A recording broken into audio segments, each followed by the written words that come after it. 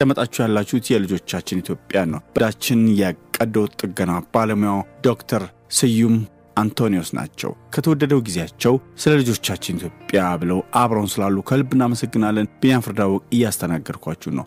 ይሄን ስማኝ ቢኒን አድማጮች የሚስሙ መወሰን የማይችሉ ህፃናት ላይ ነው የሚፈጸም። ኮንሰንቲንግ አደልትስ ወይም ደግሞ መወሰን የሚችሉ አዋቂዎች ላይ አይደለም። 10 11 12 እድሜ እርግጥ አዋቂዎቹም ይሄን ያደርጉም ይያልኩ አይደለም ያደርጋሉ ግን እነሱ እሺ ወስነው ነው በራሳቸው እነዚህ እኮ ገና ቤተሰብም ስልጣን የለውም ሄደው ማማከር አይችሉም ቤተሰብ ከከለከላቸው ቤተሰብ ደግሞ ፍርድ ቤት ይቀርባል ይታሰራል ወይ ልጁን ይቀማል ላያገኟቸው ልጆቻቸው ስለዚህ እንዳይመጣብህ ነው መጸለይ ያለብህ እንጂ ነገርየው ከመጣ በቃ ችግር ውስጥ ነው የምትገባው ይሄን እብደት ነው አሁን ትራምፕ ይቀይራል ብለን እንጠብቀው እና ሆስፒታሎችን ቀጣለው ብሏል ዘጋለው ብሏል እንደው እግዚአብሔር ይርዳው ልብና አርጎ ይዝጋቸው እንዲህ አይነት የሚሰሩትንም ፍርድ ቤት አቀርባለሁ ብሏል እግዚአብሔር ይርዳው ጸልይለታለን ማለት ነገ ከነገ ወዲያ እኛ ሀገር ሳይመጣ በፊት ማለት ነው እዛ ሀገር አሁን ባለኝ መረጃ በጥቂቱ ባለፉት ጥቂት አመታት 8000 በላይ ይሄ እንግዲህ ዶክመንትድ ይሆነው በብላክ ማርኬት መድኃኒት የሚወስዱ ምናምን እነሱን ሳንጨምር የተተለተሉ 8000 በላይ ልጆች አሉ እንደዚህ የተደረጉ ማለት በኋላ ራሳቸውን ያጠፋሉ የማይጠቅም ሰው ይሆናሉ ደግሞ የሚወስዷቸው እነዛ መርፌዎች ለእድሜ ልክ ነው is for life እና በጣም ሰርጀሪው ራሱ በጣም ኤክስፔንሲቭ ነው $70,000 $80,000 ተከፍሎ ነው ያንዳንዱ ለፊት ራሱ የሆነ ኦፕሬሽን አለው ሴት ማስመሰያ እንደገናም ደግሞ ወንድ ማስመሰያ የራሱ ኦፕሬሽን አለው ሌላው ቀርቶ ይሄ ማንቁርት የሚባለው ሼቪንግ ይባላል እሱን መቁረጥ አለ አዎ እና ድምጻቸውን ይቀይር አሁን ድምጻቸውን ወደ ሴት መመለስ ይቸገራሉ ሪግሬት ካረጉ በኋላ እና እንዲህ አይነት ኮምፕሊኬሽን ውስጥ ይገባሉ ግን ይሄን ለማስቀጠል ደግሞ በየወሩ የሚወጣው ወጪ አለ ይሄ ከማን ነው የሚመጣው ከታክስ ፔየር እና አንተ ሳትፈልግ በመትከፍለው ታክስ ሌላ ሰው እንደዚህ ይሰራለታ እና ፈንድ ታደርገዋለህ ማለት ነው እና በኋላ የሚሆነው ምንድነው ወይ ወንድ አይደሉ ወይ ሴት አይደሉ እንዲሁ መሃል ላይ ተንጠልጥሎ የተበላሸ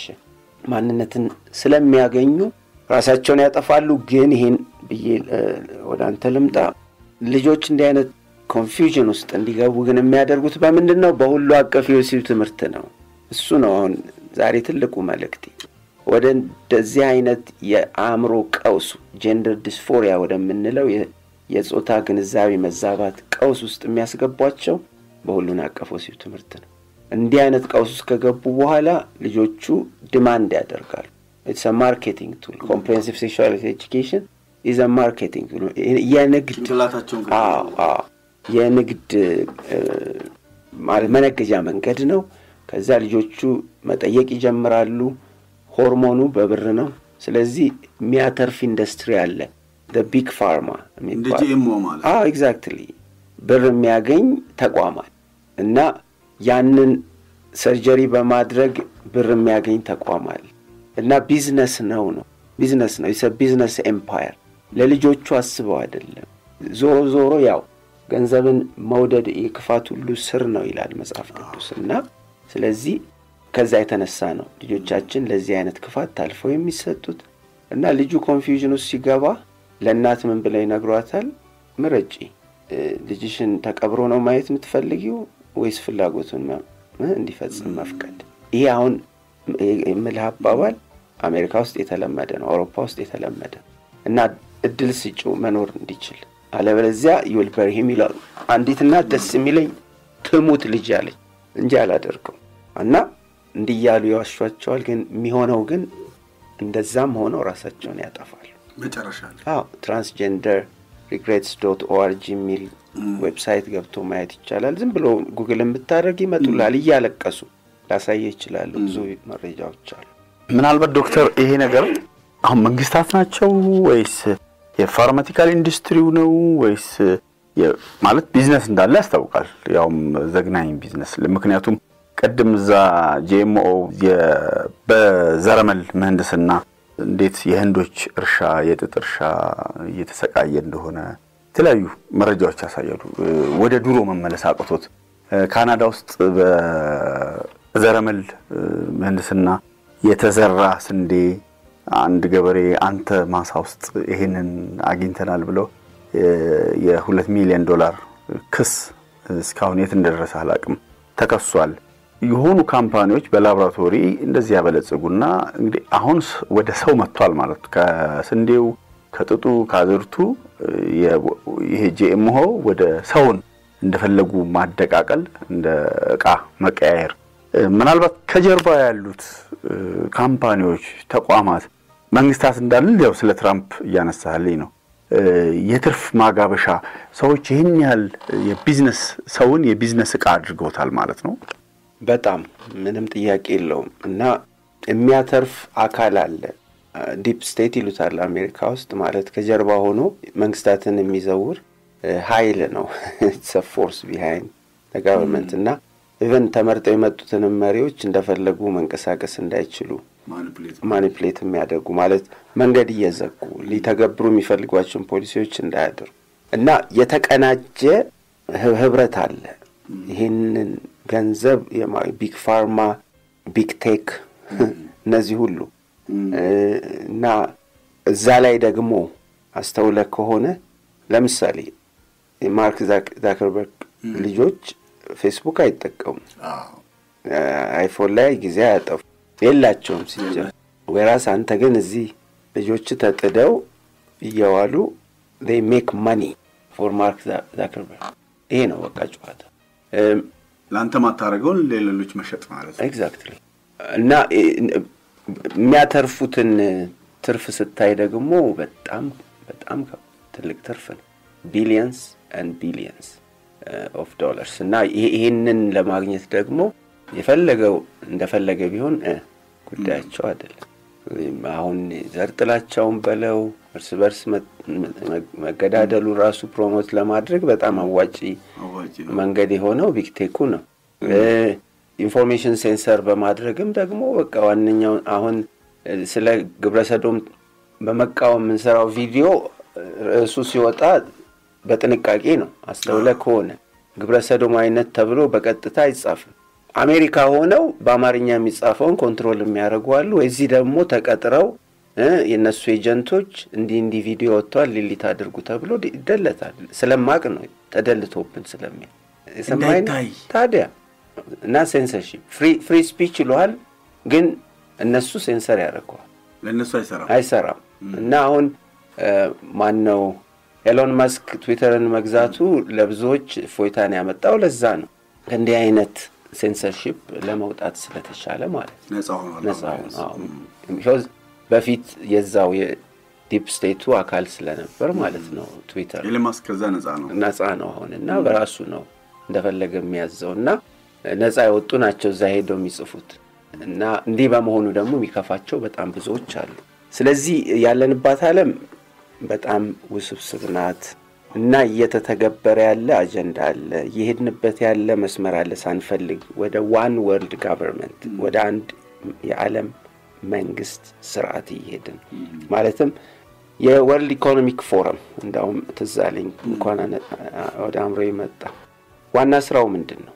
በቃ ይሄንን የአንድ ዓለም መንግስት ወይንም ስርዓት በቃ ኢንተግሬት ማድረግ መንገድ መጥረግ ነው እና የጀርመናዊ ስሙ አፌ ላይ ነው ያለው።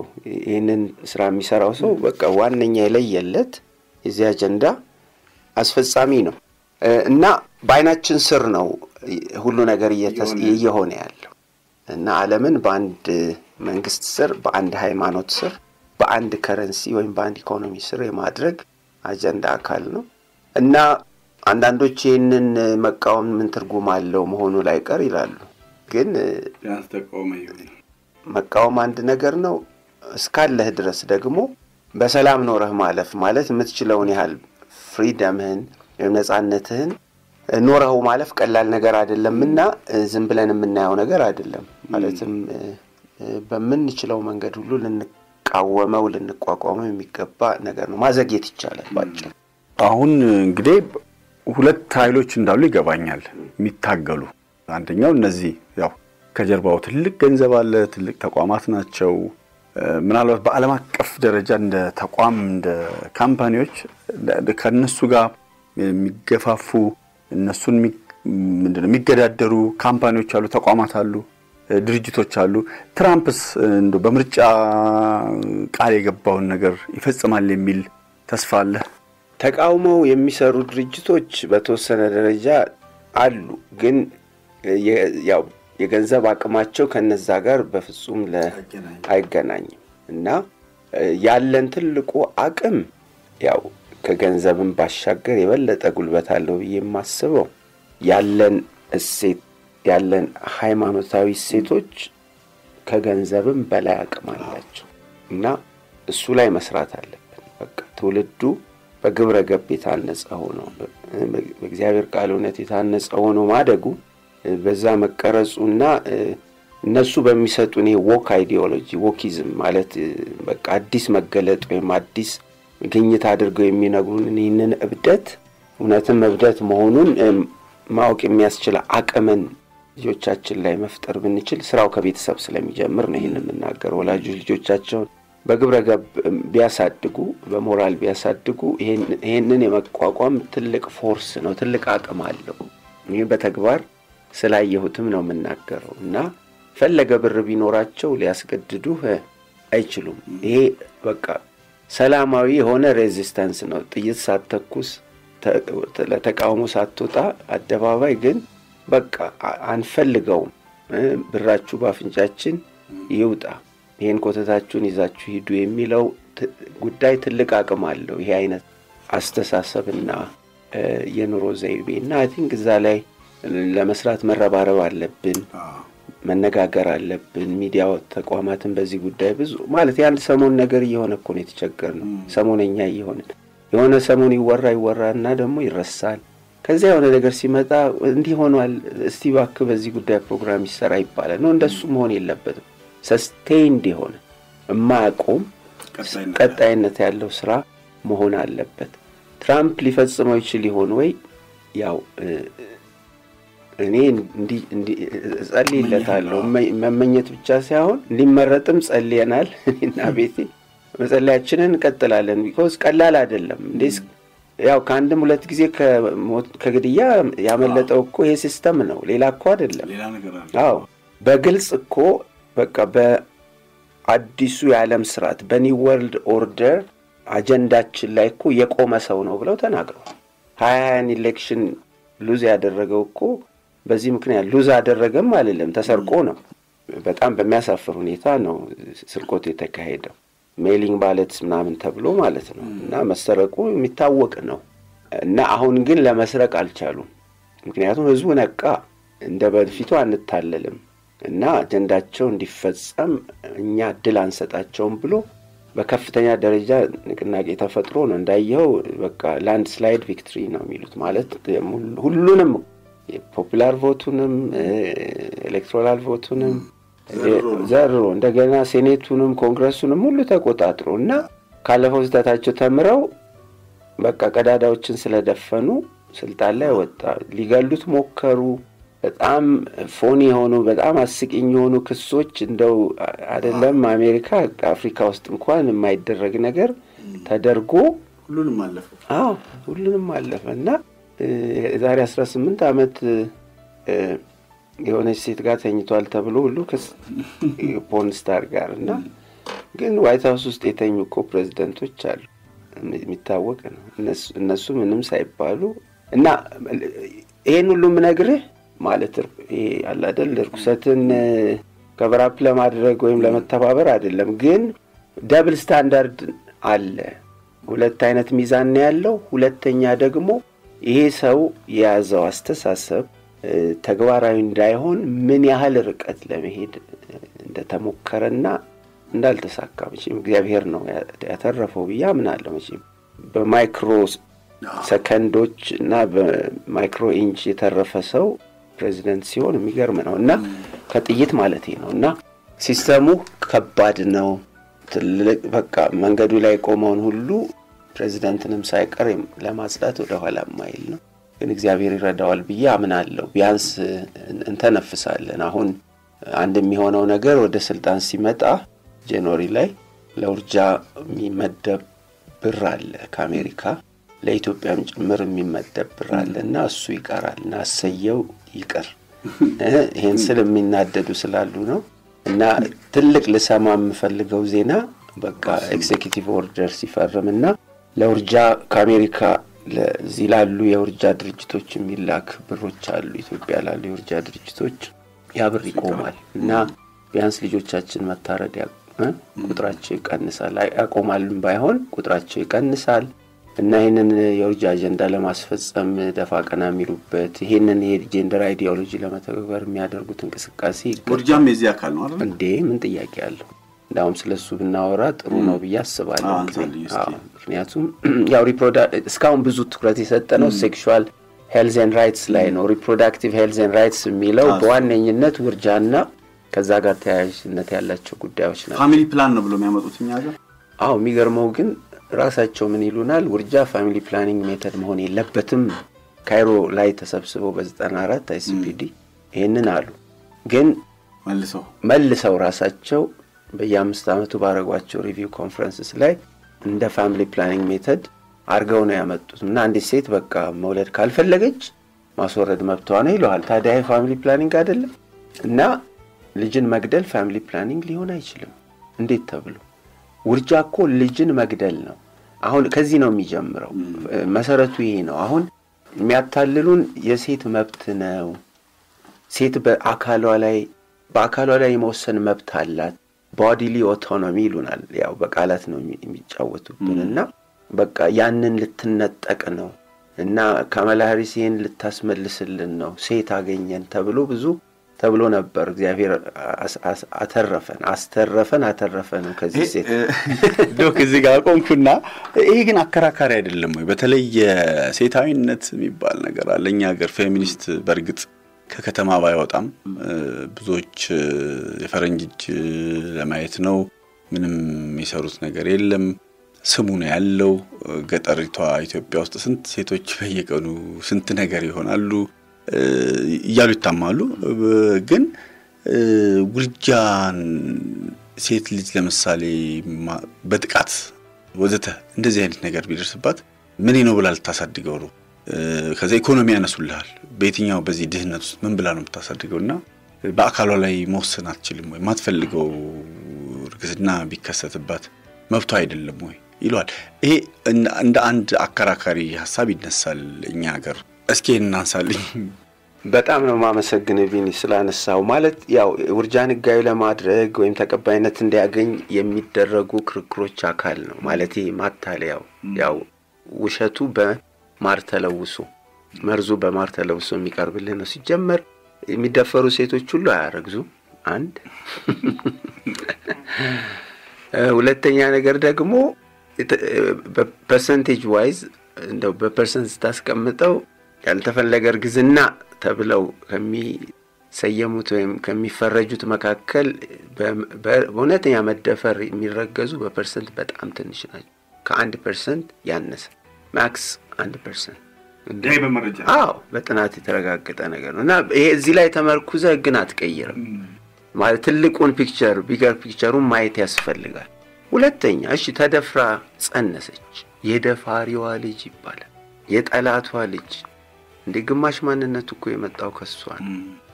ምንም ጥያቄ የለው። ይሄ እውነታ እና ልጇን ምንም ጥያቄ ይሄንን ፈረንጆቹ ቢዮንድ ሪዝናብል ዳውት እንደሚሉት ያለ ምንም በቃ ጥርጣሬ ማረጋገጥ ይቻላል እሷ ልጅ መሆኑን። እና ስለዚህ ልጇን ነው እየገደለች ያለችው። የደፋሪዋን ልጅ ማርገዝ የለባትም ተብሎ ይባልልኛል ነው። እውነትን ነጋገር ከተባለ ጥናቶች ምን ያሳያሉ? የተደፈረች ሴት ማስወረድ እንግዲህ ሶስተኛው አርጊመንት ነው እንዳትረሳ።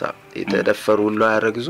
ሁለተኛ ደግሞ የራሷ ልጅ አይደለም የሚባለው እውነት አይደለም ልጇ ነው። ሶስተኛው ደግሞ እውነት ስታስወርደው ከደረሰባት ጉዳት ታገግማለች። ይሄ ጥናቶች ያረጋገጡ እኛም በስራችን በሰራነው በጥቂት ዓመታት ስራ ያረጋገጥነው። እና ሴት ልጅ ተደፍራ እንደገና ውርጃ ስትፈጽም መደፈሩ በራሱ ትልቅ ትሮማ ነው፣ ትልቅ አደጋ፣ ስነ ልቦናዊ፣ አካላዊ፣ መንፈሳዊ ጉዳት ያመጣል እና ያን ክራይሲስ በሌላ ክራይሲስ አታክመው። ውርጃ ማለት ብዙ የጎንዮሽ ጠንቆች አሉት። እንደሚባል የሆነ ነገር ጠርጎ ማውጣት አይደለም። ያስወረደች ሴት ወደደችም ጠላችም እስከ 40% ሴቶች ለአእምሮ ቀውስ ይዳረጋሉ። PTSD ፖስት ትራውማቲክ ስትረስ ዲስኦርደር ማለት የአእምሮ ቀውስ ነው።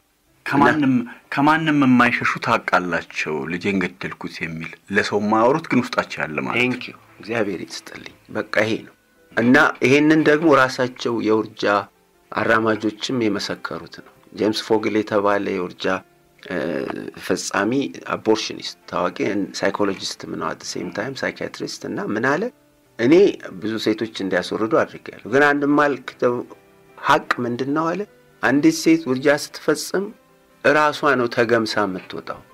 በቃ ሂዩማኒቲዋ የራሷን ሂዩማኒቲ ነው ተገምሶ የሚወጣው እና ልጇን እንደገደለች ውስጧ ያውቀዋል። ይሄ አንዲናያብል ፋክት ነው ብሎ ተናግሯል።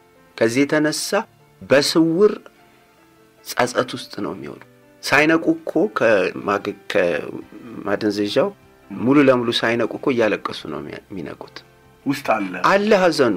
ይሄ በጥናት የተደረገ እኛ ሀገር ነው ማለት ቼክ ተደርጎ እና ይሄን ጥናት የሰራች መታ ነግራኝ በቃ እያለቀሱ ነው የሚነቁት። ምን ነው ስላቸው አለች ያው ልጄን ገደልኩት ልጄን ልክ ግን ሙሉ እንትኑ ሲመጡ በደንብ ሲነቁ ግን በቃ ምንም አላደረኩም ምናምን ብለው ዲናያል ውስጥ ይገባሉ። ሰፕሬስ ያደርጉታል። ግን ያ እድሜ ልካቸውን እንደ ጥላ የሚከተላቸው አንዳንዶቹ ሻማ ሁሉ ያበሩ ባልገለው ኖሮ ልጄ 8 ዓመት የሆነው ነበር 7 ዓመት እዛ ሁሉ ውስጥ ይገባሉ። ሱሰኛ ይሆናሉ። ራሳቸውን የሚገድሉም አሉ። በዚህ ምክንያት ትዳር መስርተው በትዳራቸው ደስተኛ የማይሆኑ ነውጠኛም ይሆኑ ሱሳይድ ራሳቸውን የሚያጠፉ እንቆሳል ተረዳ ነው። ይሄንን ሚነግራቸው የለም። ሴቶች ካውንስል አይደረጉም። እንዲህ አይነት የጎንዮሽ ጠንቆች አሉት። የጡት ካንሰር ያመጣል። አንድ ውርጃ ፈጽማ ለጡት ካንሰር ተጋላጭነቷ ይጨምራል። ምክንያቱም ሴቶች ከጡት ካንሰር የሚጠበቁበት አንዱ መንገድ ጤናማ በሆነ ጋብቻ ልጅ መውለድ ፕሮቴክቲቭ ኢፌክት አለ እና ያረገዙት ልጅ ግን ሲያስወርዱ በመሃል ሲገሉት ያ ሲስተማቸው ውስጥ የሚፈጠረው ማጥባት የተዘጋጀው ጡት በቃ እነዛ ያለ አድገው ያልጨረሱ ሴሎች መስመር ቀይሮ ወደ ካንሰር አቅጣጫ ይሄዳል። ይሄንን ሳይንስ ያረጋግጠው ግን ውሸት ነው ተብሎ ደግሞ በባለሙያዎች ሲካድ ተሰማል። የሆነ ሪሰርች ምናምን ብለው ደግሞ ይዘው ይመጣሉ እና ይሄ ለኢትዮጵያ ሴቶች ሊነገራቸው ይገባል። የኢትዮጵያ ሴቶች የመብት ጥያቄም አይደለም ማዝነው ለኢትዮጵያ ሴቶች መብት እንሟገታለን የሚሉ ግሩፕስ ናቸው እንዲህ አይነት ችግርን በሴቶች ላይ ያመጡ ያሉት በመብት ሽፋን እነሱ የሚጠቀሙበት ነው። ገንዘብ ያገኙበታል በዛ አክቲቪዝማቸው። ምናቀው ነው መካካድ የለብን የፈረንጅ ኪስ ለመግባት ኤግዛክትሊ። ግን የኢትዮጵያ ሴቶች ግን ያልተፈለገ ነገር ላያቸው ላይ ተጭኖ አሁን ራይት ኤንድ ሌፍት ነው ውርጃ ለኢትዮጵያ ሴቶች እንደገጸ በረከት እየቀረበ ያለው ማለት ለፋሚሊ ፕላኒንግ የመጡ ሴቶች የገጠር ሴቶች አንቺ ለምንድነው ልጅ በልጅ ላይ የምትወልጁ እየተባለ ለፋሚሊ ፕላኒንግ መተው አስወርደው የሚመለሱዋል። በቃ እና እንደገጸ በረከት የሚሰጥ ነገር አይደለም። ውርጃ ልጅን መግደል ነው። በማህፀን ውስጥ ያለ የህፃኑ ልብ መምታት እኮ የሚጀምረው በ6 ሳምንት አካባቢ ነው። እንዳውም ነው 6 ሳምንትም አይደለም ተሳስቻለሁ ማለት ከአንጎሉ ጋር አምታትቸው ነው። በ3 ሳምንት 3 weeks 18ኛው ቀን ላይ ልብ መምታት ይጀምራል። 6 ሳምንት ወይም 40 ቀን 1 ወር ተኩል አካባቢ አንጎሉ መስራት ይጀምራል። እስከ 3 ወር ግን ደም ነው አይደል ምንባለው ስለ ለኢትዮጵያውያን እና ልብ የሚመታው ጽንሱ በተጸነሰ በ3ኛው ሳምንት ነው። ወር እንኳን ያልሞላው ልጅ ልቡ ይመታል። አንጎሉ በ1 ወር ተኩል መስራት ይጀምራል። እንደ ሐኪም ስነግር አንድ ሰው በህይወት አለ የምንለው ልቡ ሲመታና አንጎሉ ሲሰራ። እነዚህ ሁለት ነገሮች ያሉት ሰው ህይወት አለ። እነሱ ከሌሉት ነው ህይወት የለውም።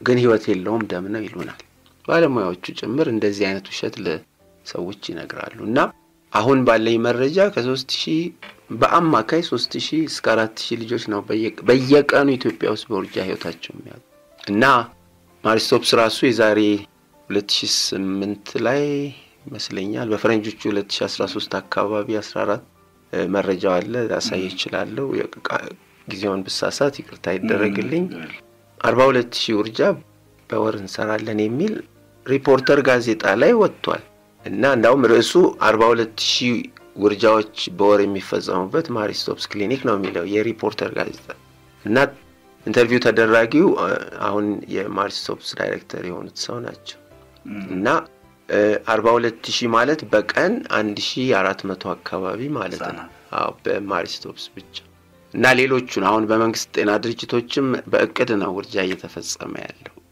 የግል ድርጅቶች ምን ደምረው እና እስኪ ዶክተር ተቃራኒውን እናስብን ለዚህ መፍትሄ ምንድነው ወደሱ ልመጣ እሱ ነው ጨንቆይ ነው ወደዚህ መጣት እና አንዲት ሴት እንዳታረግዝ ስራ መስራት የግድ ይላል አሁን ልክ ወሲብ እንዲስፋፋ ያደረገ ያለ ትምህርት ነው comprehensive sexuality education early sexual debut ማለት ያለ እድሜ ወሲብ እንዲጀምሩ ሴክሹአላይዝ እየተደረገ ነው አምሯቸው ቲክቶክ የሚያወራው ስለ ሴክስ ነው ፊልሙ የሚያወራው ስለ ሴክስ ነው አሁን ኢንተርቴይንመንት ኢንደስትሪው በሙሉ የሚያወራው ስለምንድን ወሲብ ምንም ጥያቄ እና ትውልዱ ስለሌላ እንዲያስብ እየተደረገ አይደለም እና ሴክስ ካደረገ በኋላ ማርገዙ ደግሞ it's natural እና ሴክስ ስታደርግ እንደምታስረግዝ ያወቅ ነው አሁን ያልተፈለገ እርግዝና እኮ የሚባለው የተፈለገ ሴክስ ተደርጎ ነው የተፈለገ ሴክስ ስታደርግ እርግዝና እንደሚመጣ እንዴት ነው ማሰብ የሚያቀት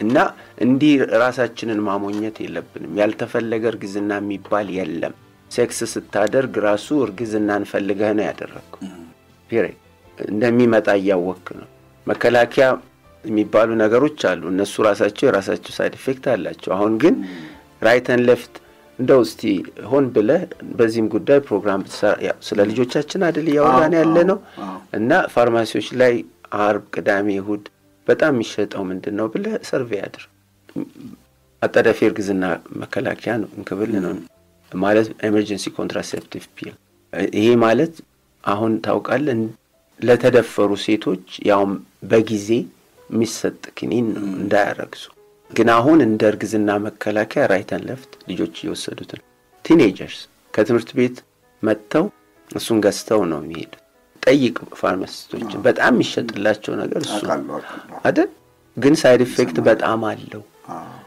እርግዝና መከላከያ አይደለም እንዲ ሩቲንሊ ሁሌ የምትወስደው አይደለም ግን ልጆቻችን በሳምንት 3 2 ይወስዱታል ሴክስ ያደረጉ ለምን ይሄ ስላለ በቃ እንደፈለጉ መባለክ ይችላል እና እዚህ ሁሉ ላይ ነው መስራት ያለብን እንጂ እርግዝናን ማን ነው ውርጃን ገጸ በረከት አድርጎ ማቅረብ ልጆችን የበለጠ ችግር ውስጥ እንዲገቡ ነው የምናደርገው መካን ሆኖ መውለድ የማይችሉ የሚያለቅሱ አሉ አሁን ወንዶች እኮ ሴቶችን ማርገዝ መቻላቸውን ቼክ አድርገው ነው የሚያገቡት በዚህ ዘመን ለዚህ ነው በተጋቡ በ60 ወር ሲወልዱ የምታየው አርግዛለች ማጸኗ ይሰራል ማለት ነው ያለ ነው ወንዱ የሚያገባው ለምን ውርጃ የፈጸመች ሴት ደጋግማ እንደማታረግዝ ይታወቃል እና ማትወልድ ሴት ማግባት አይፈልግም ማለት ማዝነው ግን ሴቶችን ያወቁ በቃ ጊዜያዊ ለሆነ it's a microsecond ጉዳይ ነው ምናልባት የ2-3 ሰከንድ 5 ሰከንድ ደስታ ነው ከዛ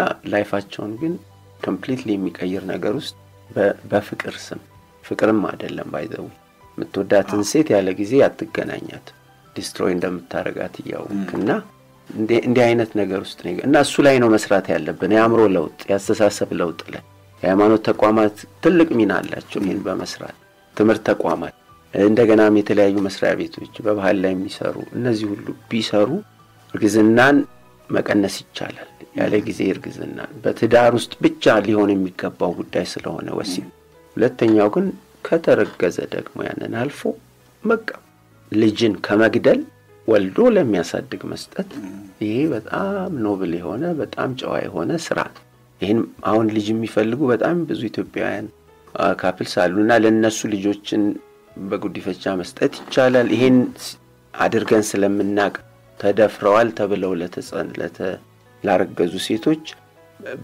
በክራይሲስ ላይ ሌላ ክራይሲስ ከምንጨምር ልጃቸውን ወልደው ሰጥተው እነሱም ጤነኛ ይሆናሉ። በነገራችን ላይ ጥናቱም የሚያረጋግጠው ሲወልዱት ግን ሲያስወርዱት የበለጠ ይጎዳሉ። ሲወልዱት ግን ደፋሪያቸውን እንዳሸነፉት ነው የሚያውቁት። በቃ መዳን ይሆንላቸዋል በዛ ውስጥ። ይሄን አይተነዋል በጥቂቱም የስራችን ጊዜ ማለት ነውና ይሄንን ማብዛት ይቻላል።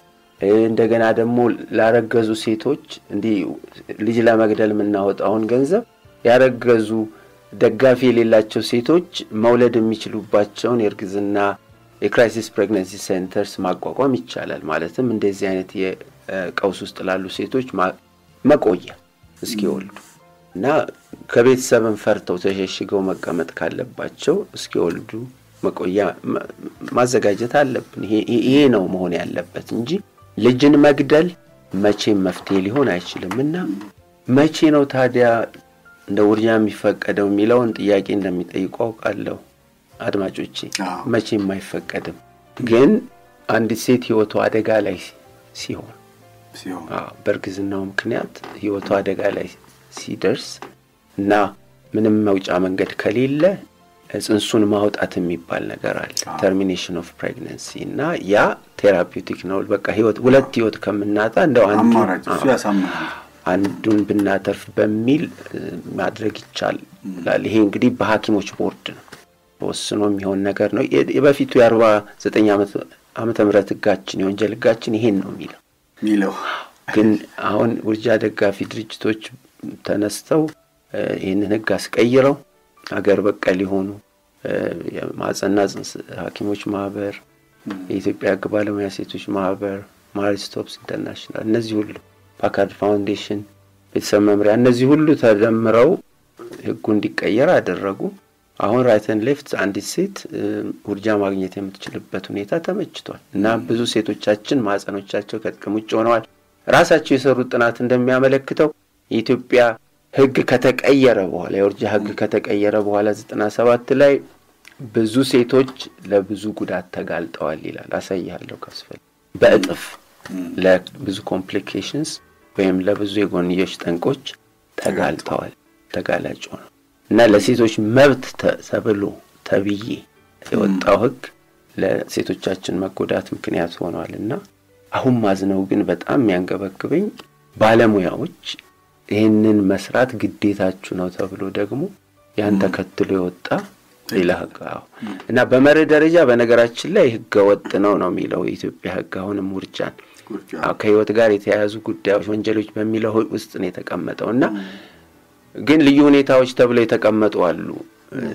ፕላን ፓረንትሁድ እና እዚህ ያሉ የውርጃ ድርጅቶች ደጋፊዎች ያስገቧቸው ከተደፈረች ከቤተሰብ የተለመደ በቃ በዓለም ዙሪያ የሚታወቁ መጠጋጊያዎች ናቸውና ድሃ ከሆነች ይሏል እንግዲህ 80% ማነው አውታም ኢትዮጵያ ውስጥና በቃ እና እኛ ሁላችንም እኮ የተወለድነው ከድህነት ወለል በታች በሆነ ኑሮ ነው እና ኢትዮጵያ ውስጥ ድህነትን አንድ መለኪያ አርሶአደርና አርሶአደር ያለበት ኢማጂን እና እንዲህ አይነት ጨዋታ ደግሞ ልጁን ለማሳደግ አካላዊ ብቃት ከሌላት እንዲህ ይባልልኝ። ይሄ ሁሉ ትልቅ ጥፋት ነው ያመጣው ኢትዮጵያ ውስጥ ማለት በዝርዝር ባወራው ደስ ባለኝ፣ ግን የሚፈሰው እያንዳንዱ የንጹህ ሰው ደም ራሱ መዘዛል ማለት ለራሱ መሟገት የማይችል ህፃን ያለ ራሳቸው ፈቃድ የመጡ ህፃናት ያመማቸው ነው በነገራችን ላይ የጮሁ ነው የሚሞቱት። የ3 ወሩ ህፃን ነው ማለት ጽንስ የ2 ወር ተኩል እየተበጣጠሰ እየተገነጠለ እጁ እየተገነጠለ ወድቃው እየተቦጨቀ ሲወጣ በብዙ ስቃይ ነው የሚሞቱት። ይጮሃሉ፣ መረጃ ሳይያለው ካስፈለገ ያንን ነው መብት እየተባለ ያለውና አንዲት ሀገር ይሄን ብዬ ወደ አንተ ልምጣ። አንዲት ሀገር በጣም በቃ vulnerable ለሆኑ በጣም በቃ ተጠቂ ተጋላጭ የሆኑ ደካማ የሆኑ የህብረተሰብ ክፍሎቿን በሚመለከት የምታደርገው ጥንቃቄ ነው ያንዲትን ሀገር ትልቅነት የሚያሳይ። በቃ እንዲህ ለራሳቸው መከራከር የማይችሉትን ግብረ ሰዶማውያንን አላልኩም ማይኖሪቲ ብለው እነሱንም ይደምሯቸዋል ነው እሱ ሌላ ጉዳይ። እንዲህ አይነት በቃ ደካማ የሆኑ የህብረተሰብ ክፍሎቿን ለነሱ የምታደርገው ክብካቤና ጥንቃቄ ነው የዛችን ሀገር የሞራል ልዕልና የሚገልጠው። ያንን አተናል በጣም ቢግ ታይም። ምናልባት ለራሱ በተድላ በምቾት እየኖረም የህዝብ ቁጥር የሚያሳስበዋል። አንተስ ማን የትኛው ሀገር ነው ያለው የትኛው ህዝብ ብትለው ምናልባት መልስ የለውም። የህዝብ ቁጥር መጨመር እሱ እየወለደ እሱ እየኖረ ግን ደግሞ የህዝብ ቁጥር የሚያሳስበዋል። ምናልባት ይሄን ነገር ወደ ራሳችን እንድናይ ብዬ ነው። ዶክተር ስዩም ወደ ራሳችን ትንሽ ወደ ህጋችን ጎራን ብልና የዛሬውን እንቋጭ። የነጋሪት ጋዜጣ ነው ጥር 16 2006 ዓ.ም የፌደራል ነጋሪት ጋዜጣ ቁጥር 11 ማንኛውም የጤና ባለሙያ የግል እምነቱን ምክንያት በማድረግ እንደ ወሊድ መቆጣጠሪያ ህጋዊ ውርጃና ደም ማስተላለፍ የመሰለ ህክምና አገልግሎት አልሰጥም ማለት አይችልም ይላል። ቅድም if you don't abortion leave the profession የሚለው እዚህ ውስጥ ይገባል ማለት ነው።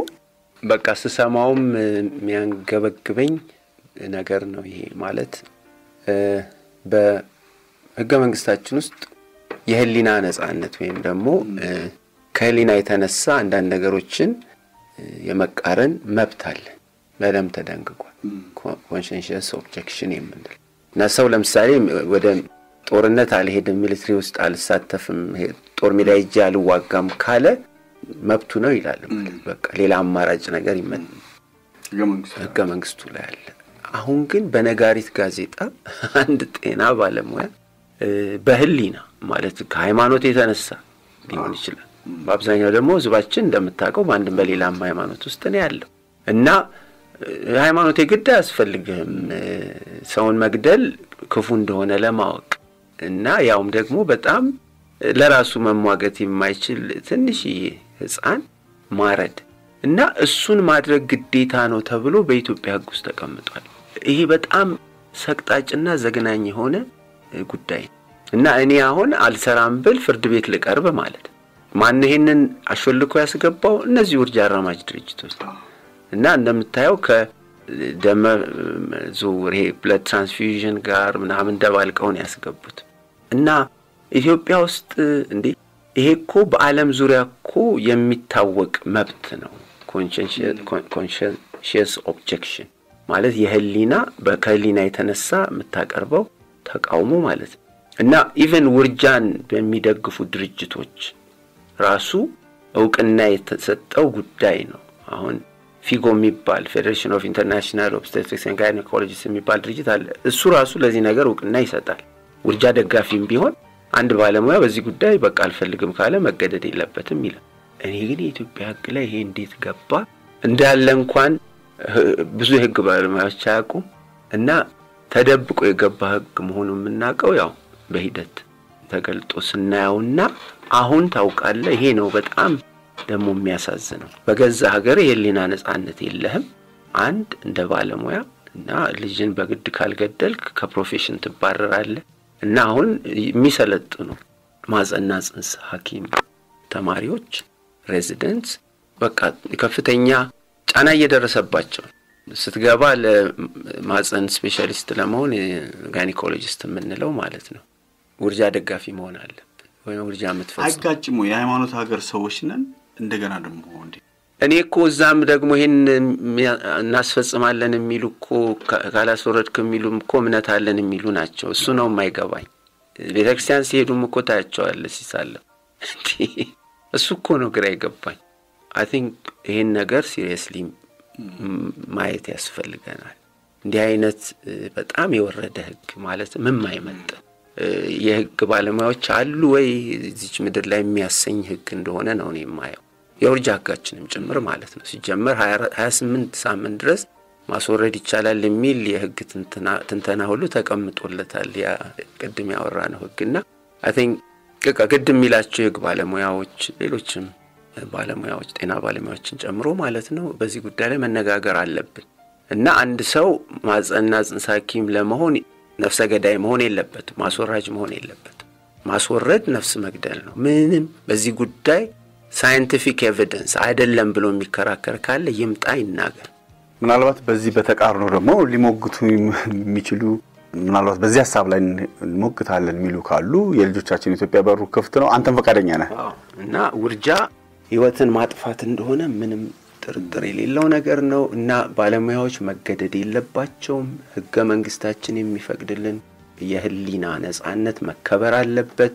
ማንም ሰው እንደፈለገ መማር እና መሰልጠን እንደገናም ደግሞ ያለውን ራዕይ የመተግበር መብቱ ሊከበርለት ይገባል እንጂ በግድ እንዳውም አንድ ማንትራ አለ 3 አመት ነው 4 አመት በፊት ባህር ዳር ሄደን ዩኒቨርሲቲ ተማሪዎችን በዚህ ጉዳይ አለ አይደል ግንዛቤ ለመስጠት የህክምና ተማሪዎችን እንዲህ ነው የምንባለው አሉ if you don't do abortion leave the profession ይሏል እንደ ማንትራ ሆኗል በቃ ልክ እንደ መፈክር እና ኮራ ብለው ነው የሚያወሩ እና እነሱም በደም ስለተነካኩ አንተም በደም እንድትነካ ነው ምክንያቱም ደም መዘዝ አለው እኔ ይሄን ሳልናገር መጨረስ አልፈልግም አንድ አብሮኝ ትሬንድ የሆነ ማህፀንና ጽንስ ሐኪም ያው ስሙ መጥራት አያስፈልገኝም እኔ ሰርጀሪ ስማር እሱ ደግሞ አብሮኝ ማህፀንና ጽንስ ህክምና የተማረ ናዝሬት ላይ በጣም ታዋቂ የውርጃ ክሊኒክ የነበረው አሟሟቱ በጣም ዘግናኝ ነው የለም በህይወት አሁን ከሱም ተከትሎ ሌላ ደግሞ እዛው ከተማ እንደዚሁ አብሮት ይሰራ የነበረ በዚሁ በቃ ገንዘብ ይሰሩ የነበሩ ማለት ቢዝነስ በነገራችን ላይ ለሴቶች አስበው አይደል እና ያም በጣም አሰቃቂ ሞት ነው የሞተው ሁለቱም እና የሰው ደም ነው እና ይሄን ይስሙኝ እንደው ቢያንስ አይደል ለነሱም ለዘራቸውም የሚያተርፉት ክፉ የሆነ መዘስትተው ነው የሚያልፉት ምክንያቱም የሰው ደም ከባድ የትም አይቀርም እና ይከፈላል ባንተም በዘርህም ባንቺም በዘርሽምና ማዝነው ብዙ እርጃ ፈጸሙ ተብሎ የሚሸለሙ ሴት ባለሙያዎች ያሉባትም ሀገር ነው ዋንጫ የተሸለሙ ሞባይል የተሸለሙ አሉ በቃ በሰሩት ውርጃ ብዙ ፈጽማቸዋል ተብለውና እንዲህ አይነት ልብ ሰባሪም ነገር አለ ዶክተር ስዩም አንቶኒዮስ ከልብ አመሰግናለሁ እኔም እጅግ ነው ማመሰግነው እንግዲህ ኢትዮጵያችን ለልጆቻችን በማህፀን ውስጥ ላሉትም ለተወለዱትም የምትመች ሀገር እንድትሆን ነው ናፍቆት የጸሎቴም እኔም ቤቴምና አይደለም ለኛ ከሌላም ሀገር በቃ ተሰደው መጥተው ማረፊያ ሴፍ ሄቨን የምትሆን ሀገር እንድትሆን እናፍቃለሁ ያን ደግሞ እግዚአብሔር ያደርጋል በጣም አመሰግናለሁ ዶክተር